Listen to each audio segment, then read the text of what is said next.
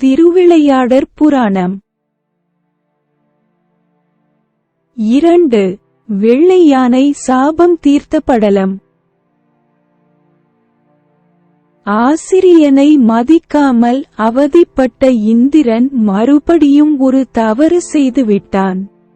அசுரர்களை வென்று வெற்றி வாகை சூடி நகரில் சுற்றி உலாவந்த போது செல்வச் சிறப்பு மிக்க தேவர்கள் தந்த கையுறைகளை ஆர்வத்தோடு பெற்று அவர்களை கவுரவித்தான். அவனுக்காக துர்வாச முனிவர் தந்த தாமரை மலரை உதாசீனம் செய்தான். அதனால் அவன் பெற்ற சாபங்கள் 2. 1. அவன் தலைமுடி பாண்டியன் ஒருவனால் சிதற வேண்டும் என்பது. மற்றொன்று அவன் ஊர்ந்து சென்ற வெள்ளை யானை மண்ணுலகில் சென்று காட்டு யானையாக உழல வேண்டும் என்பது 2வதே இந்த கதை. துர்வாச முனிவர் சிவலிங்கத்தை வழிபட்டு பூசனை செய்து அர்ச்சனை செய்து கொண்டிருந்த போது சிவன் சூடியிருந்த தாமரை மலர் ஒன்று விண்ணில் இருந்து விழுந்து அவர் கரத்தில் தங்கியது. இறைவன் தந்த மலரை நிறை மகிழ்வோடு எடுத்துக்கொண்டு வானவர் நகருக்கு சென்றார். இந்திரனை வாழ்த்த வேண்டும் என்னும் உயரிய நோக்கில் அம்மலரை தம் பரிசாக அவனிடம் தந்தார். சிவன் சிரத்தில் இருந்த மலரை அவன் கரத்தில் தந்தபோது அவன் அதனை மதித்து வாங்கவில்லை. ஒரு கையாலேயே வாங்கி அதனை யானையின் மத்தகத்தின் மீது வைத்தான். செருக்குற்ற அந்த யானையும் பெருங்குற்றம் ஒன்று செய்தது. அதனை தன் துதிக்கையால் எடுத்து தன் காலில் வைத்து மிதிக்கத் தொடங்கியது. கசங்கிய அந்த மலர் அம்முனிவன் கண்களில் நெருப்பு பொறியை கக்க வைத்தது. உருத்திரம் கொண்டு எழுந்த முக்கண் கடவுள் போல காத்திரம் கொண்டு தன் நேத்திரத்தை திறந்து பார்த்தார். அதில் கோபக்கனல் பொறிப்பட்டது. சாபம் உடனே அவர் வாயில் வெளிப்பட்டது. தலைக்கணம் மிக்க உன் தலையை பாண்டியன் ஒருவன் நிலைகுலையச் செய்வான் என்றும், மதிக்காமல் பூவை மிதித்த உன் மதயானை காட்டு யானையாக 100 ஆண்டுகள் பூமியில் உழல்வதாக என்றும் சாபம் இட்டார். தலைவனை இழந்து நிலை கெட விரும்பாத தேவர்கள் முனிவனிடம் முறையிட்டு அவன் உயிரை போக்க வேண்டாம் என்று இறந்து கேட்டுக்கொண்டனர்.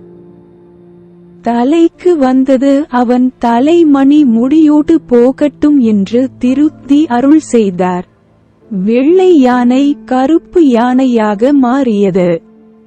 வேளைக்கு உணவும் நாளைக்கு ஒரு பவனியும் வந்த யானை காட்டு நிலங்களிலும் மேட்டு நிலங்களிலும் மழை வெயில் என்று பாராது வெறி கொண்டு திரிந்து உழன்றது. மண்ணுலகில் 100 ஆண்டுகள் தன் நினைவு அற்று உழன்று திரிந்தது. பின்னர் ஆலவாயில் கடம்ப வனம் சென்ற போது கடந்த கால நினைவு தோன்றியது. முன்பிறவியில் தான் பெற்றிருந்த பதவியையும் அதனை இழந்த அவதியையும் அறிந்தது. சிவனை சீர்பெற வணங்க விழைந்தது. அங்கே பொறாமரை குளத்தில் மூழ்கி நறுந்தாமரை மலர்களை பறித்து கொண்டு இறைவன் திருத்தாளை வணங்கச் சிவலிங்கத்தை தேடியது. அங்கே சொக்கேசனின் திருவுருவத்தை நினைவுபடுத்தும் சிவலிங்கத்தை கண்டது. இந்திரன் வழிபட்டு விமானம் விட்டு சென்ற திருக்கோயில் அது என்பதை அறிந்தது. நீரும் மலரும் இட்டு நிமலனை வழிபட்டு போற்றியது. யானை செய்த வழிபாட்டுக்கு இறைவன் திருவுளம் இறங்கிக் காட்சி தந்து வேண்டுவது யாது என்று வினவினார்.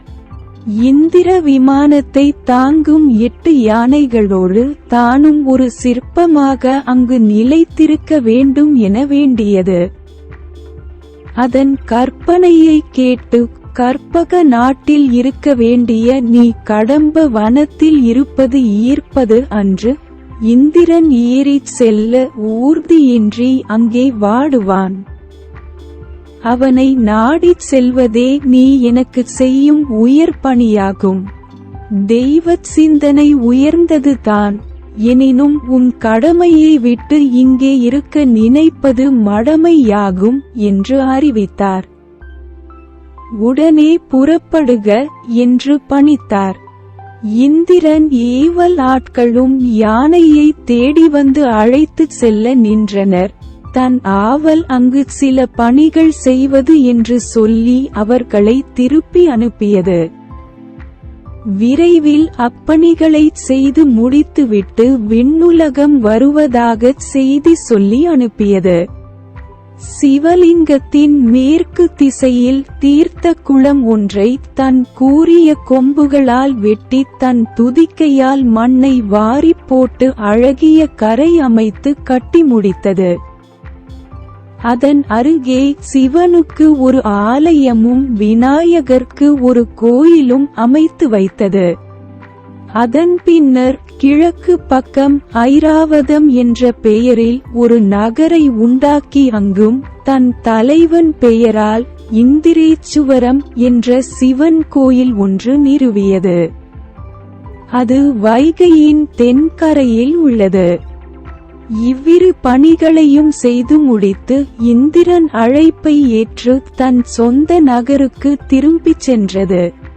வெள்ளை யானை ஏற்படுத்திய இந்த 3 கோயில்களிலும் பக்தர்கள் சென்று வழிபட்டு பயன் அடைந்தனர்.